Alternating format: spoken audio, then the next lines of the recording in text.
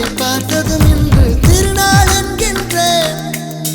அழகான விபத்தில் இன்று ஐயோ நான் மாட்டிக்கொண்டேன். தப்பிக்க வழிகள் இருந்தும் வேண்டாம் என்றேன்.